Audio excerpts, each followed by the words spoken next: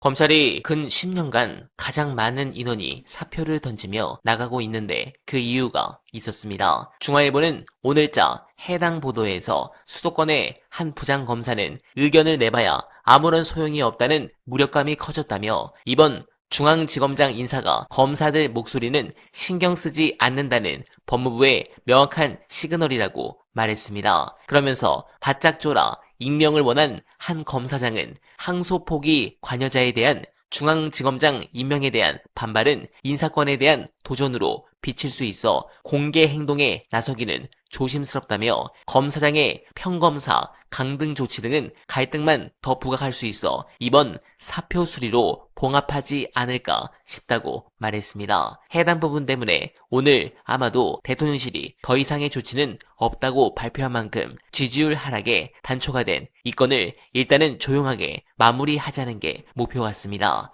다만 제가 알기로 민주당과 법무부는 이것만큼은 양보를 안 하고 대통령께서 돌아오시면 기습적으로 밀고 들어갈 건이 있다고 알고 있습니다. 관련해 중요한 분서 끝까지 봐주시고 여러분들의 생각 댓글로 부탁드립니다. 윤석열 정권 때도 예. 제가 이제 대장동 그렇죠. 관련 보도를 많이 했고 진짜 그때 미친 듯이 기사를 쓰고 많이 네. 띄었는데 그때는 이제 윤석열 정권이다 보니까 언론 지형 자체 뭐 그런가 보다 했죠. 대다수 언론은 뭐 보도를 하지 않았으니까. 그렇죠. 근데 야 이재명 정권이 돼도 비슷하구나라는 생각이 들어요. 지금도 비슷하게 들고 이 언론 지형이 예를 들면 최근에 정영학 회계사 변호인의 의견서 항소심 재판부에 냈다는 거기에 이제 여러 가지 정영학 녹취록 조작 정황이 아니라 제가 녹음 파일을 가지고 대조해 보니까 3개 중에 2개는 확실하게 조작이에요. 재창영하고 윗 어르신. 근데 그거를 대다수 언론이 보도하지 않았고 김종훈, 오마이뉴스 혼자 보도하고. 내가 한겨레 구독자인데 네. 한겨레 보다 계속 보도를 안 해서 내가 한번 소리쳤잖아요, 이 방송에서. 네.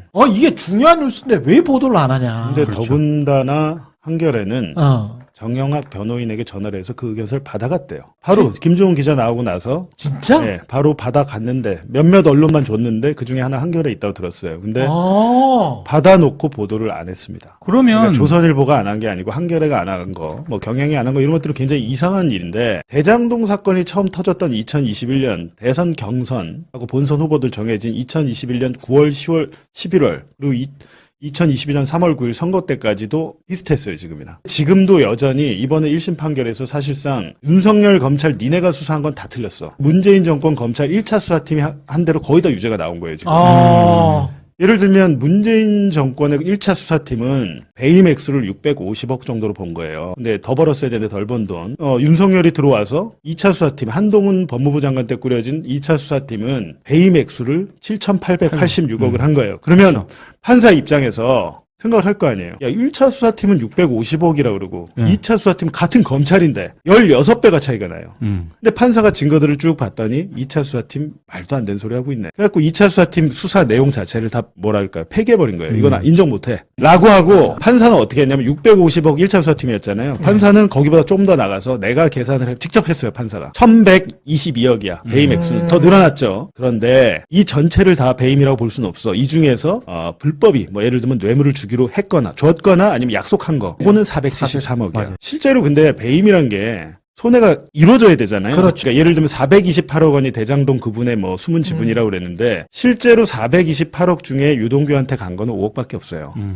나머지는 미납이에요. 그럼에도 불구하고 이 판사는 이거는 불법 사항이 있으니까 유동규 네가 챙긴 게 맞고. 그러니까 1심 판사가 굉장히 이제 중요하게 본 거는 대장동 업자로 니네가 선정되는데 특혜를 줬고 유동규 네가 도와줬잖아 이거예요. 너는 도시개발공사라는 공공기관에 사실상 공무원에 준하는 윤리의식을 갖고 있어야 되는데 유동규 너랑 정민용 너는 공사 직원이었으니까 중하게 처벌해야 돼요. 그래서 검찰이 7년 구형한 거를 유동규는 8년을 8년. 받고 정민형은 5년 구형한 거 6년을 6년. 받아요. 징역 예. 6년을. 그래서 중하게 처벌을 한 거거든요. 근데 결론적으로 처음에 이게 이제 10월 31일에 1심 판결이 났을 때 국민의힘이 좋아했습니다. 왜 좋아했냐? 수뇌부 나오지 않냐?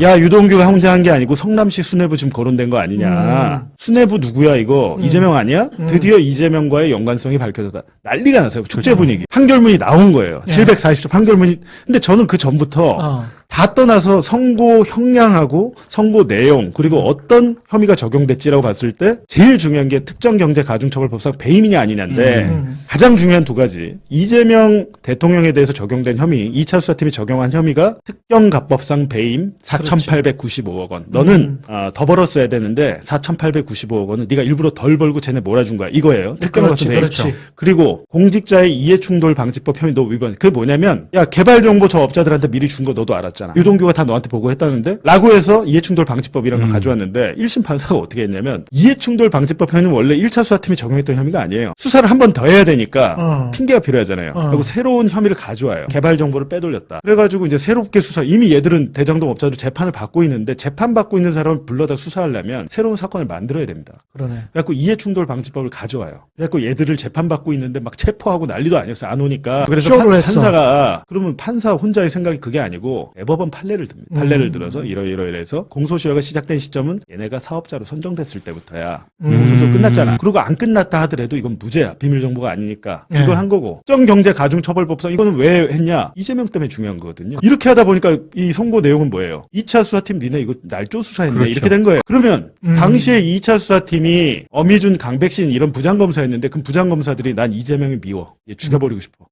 이렇게 해서 이 수사합니까? 아니잖아요. 보도받고 한 거 아니에요. 이원석 검찰총장과 한동훈 법무부 장관이 이걸 몰랐을까? 합리적으로 의심을 해봤을 때 이거는 윤석열이나 김건희가 지시를 했을 텐데 대통령실로부터 오더를 받고 만약에 대통령실이 아니라면 한동훈이나 이원석이 지시한 게 되는 거예요. 이 부장검사들은 그 범죄라는 거는 동기가 있었는데 동기가 없잖아요. 그 이재명을 잡아 넣어야 될 동기가 없잖아요. 근데 그렇게 봤을 때 지금 한동훈이 뭐 공소 포기에 대해서 떠드는 것 자체가 7천억 뭐 이런 거 말도 안 되지만 본인이 이 사건의 이해관계자예요. 네, 반드시 필요합니다. 그리고 요즘 이재명 대통령 임기 연장에 대한 댓글들이 상당히 많습니다. 이해합니다. 더 대통령직을 하시면 좋겠죠. 그러나 현실적으로 불가능합니다. 중요한 것은 임기 연장이 아니라 정권 재창출입니다. 무조건 정권 재창출에 성공해서 차기 대통령이 이 대통령의 총리직을 임명하는 뭐 그런 그림이 가능할지 모르겠지만 그게 아니고서는 불가합니다. 그런 부분에서 앞으로의 지상 과제는 정권 재창출임을 우리도 그리고 정치권도 꼭 알아야 합니다. 이재명 대통령께는 죄송한 얘기지만 지금 6개월을 보면 어차피 남은 4년 6개월도 일을 엄청나게 하시고 행정, 외교, 정치를 잘 하실 것이라 확신합니다. 그러나 결국 역사에서 이재명 정부의 성공 여부는 결국 정권 재창출이 종지부입니다. 만약 문재인 정부처럼 정권 재창출에 실패하면 이 대통령은 역사상 경험하지 못한 엄청난 보복을 당할 것이고 민주진영은 리더 없는 공백으로 치명타를 입을 것입니다. 제 유튜브 운영 시간의 시계도 점점 끝나감을 직감합니다. 제발 정권 재창출에 성공하는 그 순간만큼은 여러분들께 보고 드리는 그날이 다가오길 간절하게 희망하며 어날바는 오늘도 최선을 다하겠습니다. 여러분 고맙습니다.